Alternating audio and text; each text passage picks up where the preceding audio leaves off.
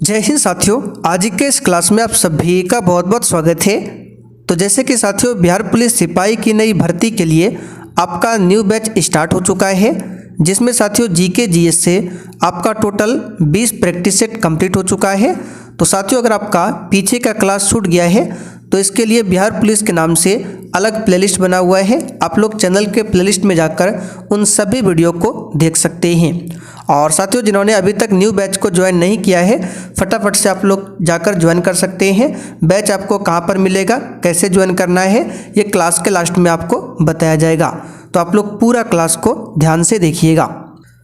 तो साथियों, आज का पहला क्वेश्चन देखिए, निम्नलिखित में से कौन सी गैस भूमंडलीय ऊष्मीकरण का कारण नहीं है? CO2, जलवाष्प, N2O या फिर D, SO2। बिल्कुल टॉप लेवल का क्वेश्चन है।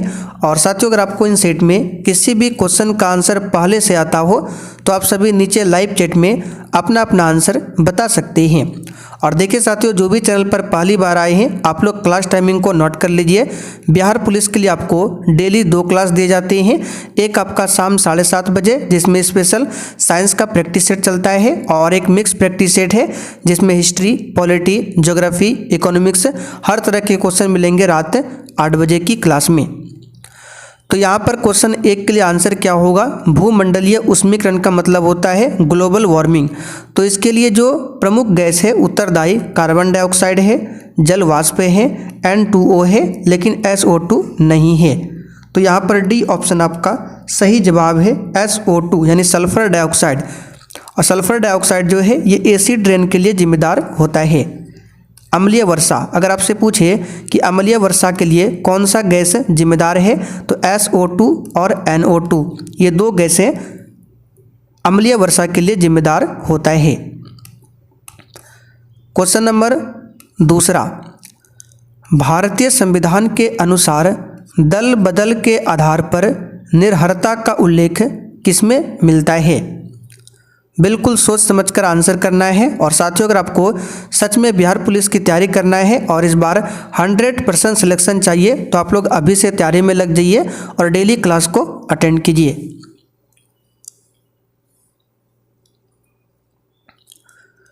तो यहाँ पर इसका आंसर हो जाएगा 10वीं अनुसूची। अब देखिए, 10वीं अनुसूची की बात करें, सबसे पहले अनुसूची को देख लेते हैं। जब संविधान बनकर तैयार हुआ था उस समय टोटल 8 अनुसूचियां थी। और देखिए, जो भी प्रश्न के साथ हम आपको एक्स्ट्रा फैक्ट को बताएंगे, आपको साथ में कॉपी में लिखते चलना है, इससे आपका खुद का नोट्स तैयार होगा। तो जिस समय संविधान बनकर तैयार हुआ था यानी 26 नवंबर 1949 को, उस समय संविधान में 8 अनुसूचियां थी। बाद में 4 अनुसूचियों को जोड़ा गया है। तो 8 अनुसूची से जो 9वीं अनुसूची को जोड़ा गया है, ये कब जोड़ा गया था? तो प्रथम संविधान संशोधन यानी कि पहला संविधान संशोधन जो 1951 में हुआ था, इसी के तहत 9वीं अनुसूची को जोड़ा गया था। और पूछा जाता है कि 9वीं अनुसूची किससे संबंधित है? तो भूमि सुधार से। ठीक है, 9वीं अनुसूची भूमि सुधार से संबंधित है। फिर बाद में 10वीं अनुसूची को जोड़ा जाता है किस संविधान संशोधन से? तो 52वां संविधान संशोधन, जो कि 1985 में हुआ था। इसी के तहत 10वीं अनुसूची को जोड़ा जाता है, और ये आपका दल बदल कानून से संबंधित है। फिर 11वीं अनुसूची को जोड़ा जाता है, ठीक है, किस संविधान संशोधन से? तो 73वां संविधान संशोधन 1992 के तहत 11वीं अनुसूची को जोड़ा जाता है। और 11वीं अनुसूची जो है ये आपका पंचायती राज से संबंधित है। किससे? पंचायती राज से संबंधित है। और बाद में लास्ट में एक 12वीं अनुसूची को जोड़ा जाता है। ठीक है, इसको 74वां संविधान संशोधन के तहत जोड़ा जाता है, और 12वीं अनुसूची नगर पालिका से संबंधित है। तो ये सारे एक्स्ट्रा फैक्ट को आपको लिखते चलना है। तो यहाँ पर दल बदल पूछा गया है, आंसर हो जाएगा 10वीं अनुसूची। क्वेश्चन नंबर 3, निम्नलिखित में से कौन सा फूल का प्रजनन अंग नहीं है? चलिए, क्वेश्चन नंबर 3 के लिए आंसर बताइए। और ये हमारा व्हाट्सअप नंबर है, इसे आप लोग नोट डाउन कर लीजिए, 9631887058। कोर्स के बारे में कुछ भी जानना हो तो इस पर मैसेज करके आप लोग जान सकते हैं। तो निम्नलिखित में से कौन सा फूल का प्रजनन अंग नहीं है? तो बाह्य दल, ये बाहर में होता है, ये फूल का प्रजनन अंग नहीं है। तो डी ऑप्शन अगर आपने दिया है तो आपका बिल्कुल सही आंसर है बाह्य दल। क्वेश्चन नंबर 4, निमारी एक नस्ल है।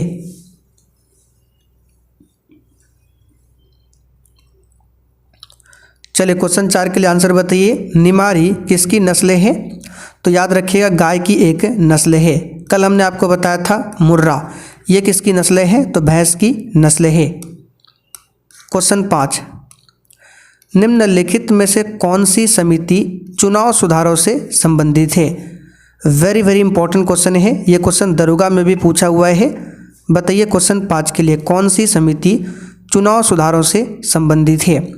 और देखिए जिन्होंने अभी तक सेशन को लाइक नहीं किया है, आपसे रिक्वेस्ट है आप लोग सेशन को साथ में लाइक करते चलिए। तो देखिए साथियों, जीवीके राव समिति, अशोक मेहता समिति, एलएम सिंघवी समिति, ये तीनों जो है पंचायती राज से संबंधित है। एक आपको ध्यान रखना है, बलवंत राय मेहता समिति, ये भी पंचायती राज से संबंधित है। ठीक है, तो दिनेश गोस्वामी समिति जो है ये आपका चुनाव सुधार से संबंधित है। यहाँ पर पहला वाला ऑप्शन आपका राइट आंसर है। क्वेश्चन नंबर 6, जैन धर्म के 23वें तीर्थंकर कौन थे? आप सभी जानते हैं जैन धर्म में टोटल 24 तीर्थंकर हुए हैं। ठीक है, 24 तीर्थंकर, और 24वें तीर्थंकर का नाम क्या है? महावीर स्वामी, जो कि बी ऑप्शन में दिया है, वर्धमान महावीर 24वें तीर्थंकर का नाम है। बिहार पुलिस के एग्जाम में 24वां और पहला पूछा गया है। ठीक है, बाकी दूसरा तीसरा कभी भी नहीं पूछा गया है, तो इसे भी आप लोग नोट कर लीजिए, एग्जाम में बन सकता है। तो जैन धर्म की स्थापना किसने किया था? ऋषभ देव ने, इसलिए ऋषभ देव को जैन धर्म का पहला तीर्थंकर माना जाता है। तो दूसरा कौन हो जाएगा? नोट कर लीजिए। तो जैन धर्म का अगर दूसरा तीर्थंकर पूछा जाए तो कौन हो जाएगा आपका? तो यहाँ पर लिख देते हैं आपका अजितनाथ। अजितनाथ जैन धर्म का दूसरा तीर्थंकर। तीसरा पूछे संभवनाथ, सभी को आपको याद नहीं करना है, जो एग्जाम में पूछा जाता है वो आपको बता रहे हैं। तो पहला ऋषभदेव, दूसरा अजितनाथ, तीसरा संभवनाथ, 21वां पूछा जाता है बार बार, ये आपका पार्श्वनाथ, जो कि डी ऑप्शन में है, पार्श्वनाथ ये 23वां है, और 24वां हमने आपको बताया वर्धमान महावीर। तो कम से कम इतना आपको याद रखना पड़ेगा। तो 23वां पूछा गया है, कौन हो जाएगा? पार्श्वनाथ। क्वेश्चन 7, निम्नलिखित में से सन 1919 में कौन सी घटना की वजह से रविंद्रनाथ टैगोर ने अपने नाइटहुड की उपाधि वापस लौटा दिया था?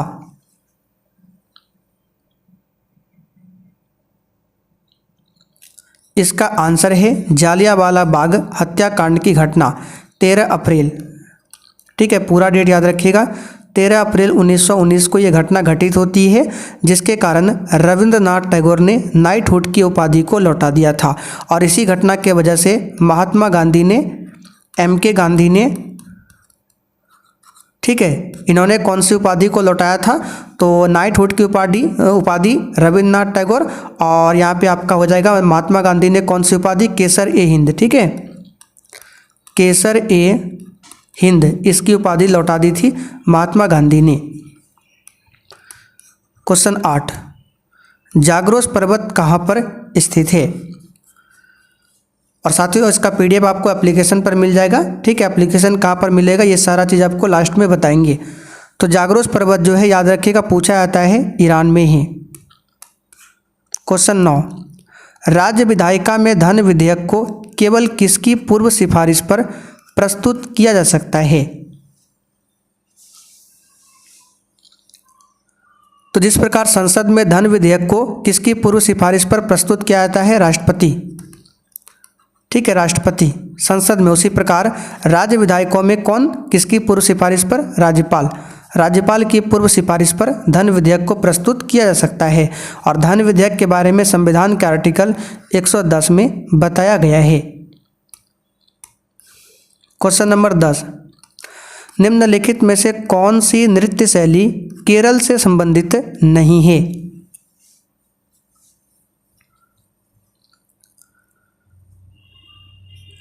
तो तो देखिए कथकली की बात करें केरल का शास्त्रीय नृत्य है, मोहिनी अट्टम भी केरल का शास्त्रीय नृत्य है और कुडियाट्टम ये केरल का केवल नृत्य है, ये शास्त्रीय नृत्य नहीं है। और भरतनाट्यम ये तमिलनाडु का शास्त्रीय नृत्य है, तमिलनाडु का शास्त्रीय नृत्य है भरतनाट्यम। ठीक है, तो ये आपका संबंधित नहीं है केरल से। अगर आपसे पूछे कथक ये कहाँ का शास्त्रीय नृत्य है, तो उत्तर प्रदेश या फिर उत्तर भारत का। मणिपुरी शास्त्रीय नृत्य मणिपुर का है, ओडिसी उड़ीसा का है। ठीक है, एक पूछा जाता है बिहू कहाँ का नृत्य है, बिहू असम का नृत्य है। लावनी पूछे कहाँ का है, ये लिख लीजिए एग्जाम में आता है, लावनी महाराष्ट्र का है, महाराष्ट्र का। कुचिपुड़ी शास्त्रीय नृत्य है, कुचिपुड़ी ये शास्त्रीय नृत्य है, ये आपका आंध्र प्रदेश का हो जाएगा। ये शास्त्रीय नृत्य नहीं है, ये है कुचिपुड़ी। ठीक है, इसे ध्यान रखिएगा। क्वेश्चन 11, निम्नलिखित में से किसे मुगल बादशाह द्वारा बुरहान उल मुल्क की उपाधि प्रदान की गई थी?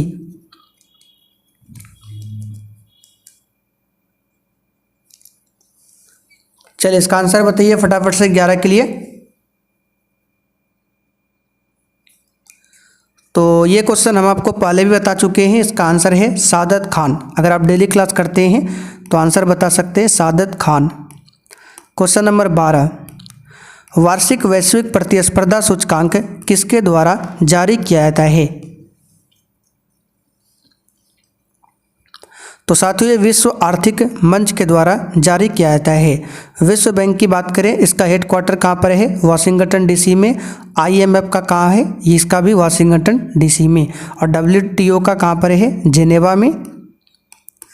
क्वेश्चन 13, विद्युत मोटर एक युक्ति है जो कि विद्युत ऊर्जा को मुख्य डैश ऊर्जा में परिवर्तित करती है।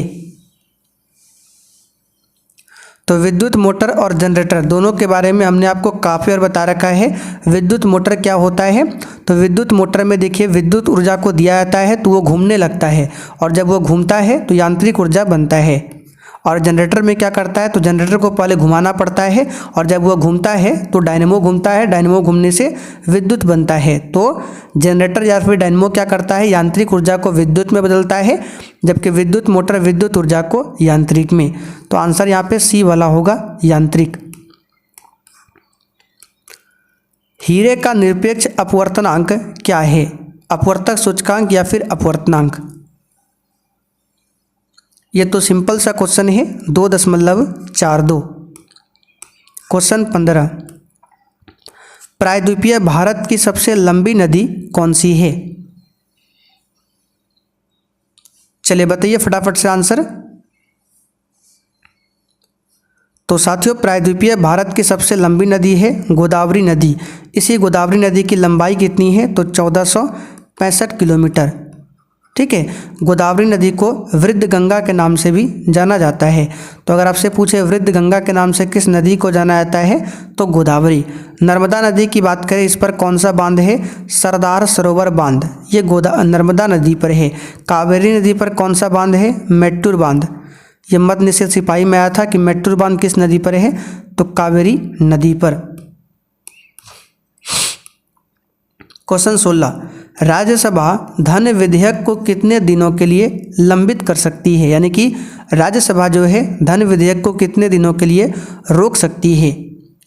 राज्यसभा की बात करें, ये अपर हाउस होता है, और राज्यसभा का सदस्य बनने के लिए उम्र जो होना चाहिए मिनिमम 30 वर्ष। ठीक है, और राज्यसभा का सदस्य जो होता है वो 6 वर्षों के लिए होता है, कार्यकाल 6 वर्षों के लिए होता है राज्यसभा के सदस्यों का। जबकि लोकसभा की बात करें, लोकसभा में जाना है तो उम्र आपका मिनिमम 25 वर्ष होना चाहिए और कार्यकाल 5 वर्ष के लिए होता है। तो धन विधेयक के बारे में आर्टिकल 110 में बताया गया है, अभी हमने आपको बताया था। और धन विधेयक को 14 दिन, ठीक है आंसर क्या होगा? 14 दिनों के लिए रोक सकती है राज्यसभा। राज्यसभा के जो सभापति होते हैं भारत के उपराष्ट्रपति होते हैं, जो कि वर्तमान में श्री जगदीप धनखड़ है। ऑस्ट्रेलिया की महान प्रवाल भित्ति जिसे ग्रेट बैरियर रीफ बोला जाता है, तट के समांतर स्थित है, यानी किस तट के समांतर स्थित है ये आपको बताना है। तो ऑस्ट्रेलिया की महान प्रवाल भित्ति जो है ये आपका पूर्वी तट के समांतर स्थित है। सी ऑप्शन आपका सही है। भारतीय संविधान के अनुसार मानव का दुर्व्यापार और बालाश्रम निषेध है, यह कौन से अनुच्छेद में वर्णित है। अब देखिए ये थोड़ा सा कन्फ्यूजन वाला क्वेश्चन है। एक है बालाश्रम और एक होता है बाल श्रम, दोनों समझिए ध्यान से। देखिए बालाश्रम का मतलब होता है आप किसी भी व्यक्ति से ज़बरदस्ती काम नहीं करा सकते हैं, इसके बारे में आर्टिकल 23 में बताया गया है। दुर्व्यापार मतलब मनुष्य को बेचा नहीं जा सकता है, पहले ये सब होता था, तो दुर्व्यापार यानी कि बेचना, और बालाश्रम मतलब किसी से भी ज़बरदस्ती काम नहीं करा सकते आप, ये आर्टिकल 23 में इसका अधिकार दिया गया है। और बाल श्रम का मतलब होता है कि 14 वर्ष से, ठीक है, 14 वर्ष से कम उम्र के बच्चों को आप जोखिम भरे काम यानी जो कारखाना होता है उसमें आप काम नहीं करवा सकते हैं, 14 वर्ष से कम उम्र वाले बच्चे को, और इसके बारे में आर्टिकल 24 में बताया गया है।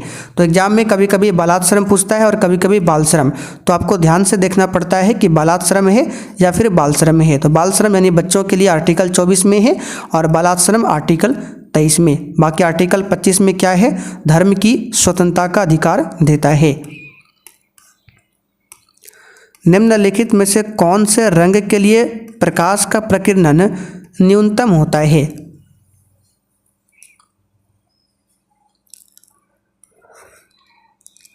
तो देखिए सिंपल सा क्वेश्चन है, आपने 10th क्लास में पढ़ा होगा, जिस रंग का तरंगदैर्घ्य सबसे अधिक होता है उसका प्रकीर्णन यानी फैलाव कम होता है, और सबसे अधिक तरंगदैर्घ्य होता है लाल का, इसीलिए इसका प्रकीर्णन यानी कि बिखराव जो है ये कम होता है। बाकी बैगनी की बात करें, इसका तरंगदैर्घ्य सबसे कम होता है, जिसके कारण इसका फैलाव जो है वो क्या होता है, अधिक होता है। तो यहाँ पर आंसर हमारा लाल होगा। ये क्वेश्चन कई बार आया है। नागार्जुन सागर परियोजना निम्नलिखित में से किस नदी पर स्थित है। तो प्यारे बच्चों नागार्जुन सागर परियोजना ये कृष्णा नदी पर है। किस नदी पर है, कृष्णा नदी पर। सी ऑप्शन आपका राइट आंसर है। तुंगभद्रा नदी की बात करें तो याद रखिएगा क्वेश्चन बनता है कि दक्षिण भारत की सबसे बड़ी नदी घाटी परियोजना कौन सी है, तो ये तुंगभद्रा नदी घाटी परियोजना, ठीक है। बाकी गोदावरी नदी की लंबाई हमने बताया था आपको 1465 किलोमीटर, ठीक है। दक्षिण भारत की सबसे लंबी नदी है गोदावरी, इसे वृद्ध गंगा के नाम से भी जाना जाता है। निम्नलिखित में से ब्रिटिश सरकार के कौन से चार्टर एक्ट से बंगाल के गवर्नर जनरल को भारत का गवर्नर जनरल बना दिया गया था। और साथियों हम उम्मीद कर सकते हैं कि आप जो हम आपको नोट्स बता रहे हैं आप डेली कॉपी में लिखते जा रहे हैं, ठीक है। एक दिन हम चेक करेंगे, आपसे बोलेंगे कि आपको व्हाट्सएप पर भेजना है जो आपने नोट्स तैयार किया, इसलिए आप लोग डेली नोट्स को तैयार कीजिए। तो कौन सा चार्टर एक्ट था, 1833 का चार्टर एक्ट, जिसके तहत क्या हुआ था, बंगाल का जो गवर्नर जनरल था भारत का गवर्नर जनरल बना दिया गया था। और भारत का प्रथम गवर्नर जनरल कौन बना था, लॉर्ड विलियम बेंटिक, ठीक है। क्वेश्चन 23, शंकर खेड़ा की लड़ाई कब लड़ी गई थी। तो ये जो हुआ था आपका कब हुआ था, 1724 में हुआ था। तो 1724 देखिए सी ऑप्शन में है। आपको 11 अक्टूबर याद रखने की ज़रूरत नहीं है, केवल याद रखिए 1724 में। बाकी 1757 में क्या हुआ था, तो 23 जून, इसको आपको पूरा याद रखना पड़ेगा। 23 जून 1757 को प्लासी का युद्ध हुआ था, और 22 अक्टूबर 1764 को क्या हुआ था, बक्सर का युद्ध। दोनों आपको ध्यान रखना है। भारत के प्रथम लोकपाल कौन है। देखिए हम बीच बीच में आपको प्रीवियस ईयर जो भी क्वेश्चन बताते हैं उसको ध्यान से सुनिए, इससे आपका डेली रिवीजन होता है। तो भारत के प्रथम लोकपाल पीसी घोष थे, यानी पिनाकी चंद्र घोष।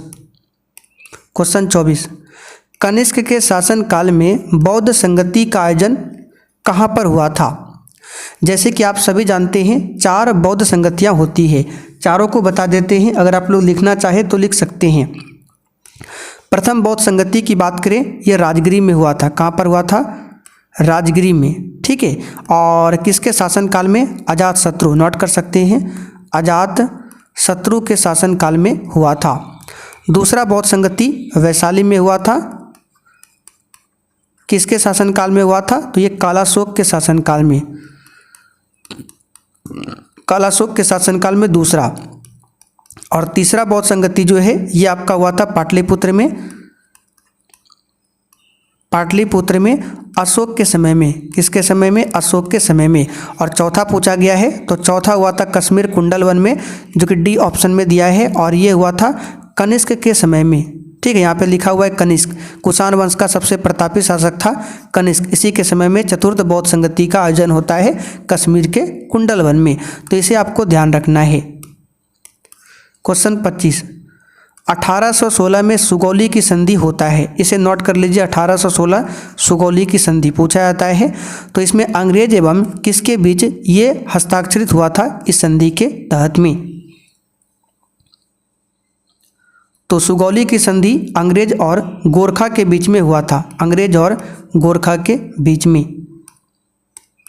क्वेश्चन 26, निम्नलिखित में से कौन सा पृथ्वी की लगभग आयु को दर्शाता है? तो ये दर्शाता है लगभग 4 से 5 बिलियन वर्ष पृथ्वी की आयु। क्वेश्चन 27, उदयपुर वन्यजीव अभयारण्य कहाँ पर स्थित है? अब देखिए इस क्वेश्चन में अक्सर जो अभ्यर्थी है वो कंफ्यूज कर जाते हैं, उनको लगता है कि आंसर होगा राजस्थान। इसलिए एग्जाम में जब ये क्वेश्चन आता है तो मैक्सिमम छात्र जो है इसका आंसर गलत करके आ जाते हैं, लेकिन राजस्थान आंसर नहीं होगा। यहाँ पर उदयपुर सिटी नहीं पूछा गया है, ना कि उदयपुर आपको ये पूछा गया है, उदयपुर वन्यजीव अभयारण्य पूछा गया है। ये बिहार के पश्चिमी चंपारण में है, ठीक है, इसलिए इसका आंसर सभी लोग गलत करके आ जाते हैं। तो आपको याद रखना होगा, अगर उदयपुर वन्यजीव अभयारण्य पूछे तो ये बिहार के पश्चिमी चंपारण में, जहाँ पर वाल्मीकि जो टाइगर रिजर्व है वो भी बिहार में है। तो राजस्थान आंसर नहीं करना है, बिहार। 28, निम्नलिखित में से कौन सा मादा प्रजनन तंत्र का भाग नहीं है?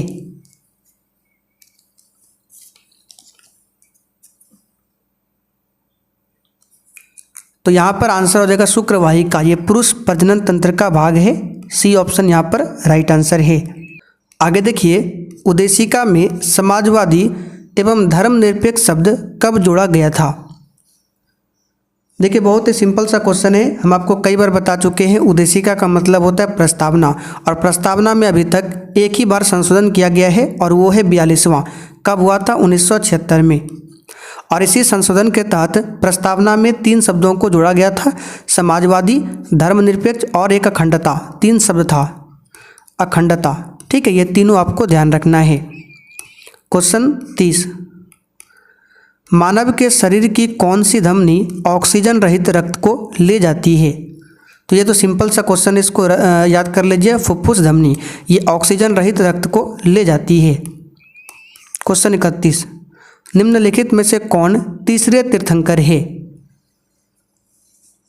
तो अभी हमने थोड़ी देर पहले आपको बताया था कौन हो जाएगा आपका तीसरा, संभवनाथ, और दूसरा अजितनाथ, ऋषभदेव पहला। 32, निम्नलिखित में से कौन मीन वर्ग से संबंधित है? तो मीन का मतलब होता है मछली, तो मछली वर्ग से संबंधित आपका केवल शार्क है, ये खतरनाक मछली है। बाकी व्हेल की बात करें, ये मछली नहीं है, ये स्तनपायी में आता है। सिल्वर मछली, तारा मछली, ये मछली के अंतर्गत में नहीं आता है, भले ही नाम मछली है पर यह मछली वर्ग से संबंधित नहीं है। क्वेश्चन 33, मनुष्य के शरीर के किस अंग या फिर ग्रंथि से वृद्धि हार्मोन स्रावित होता है?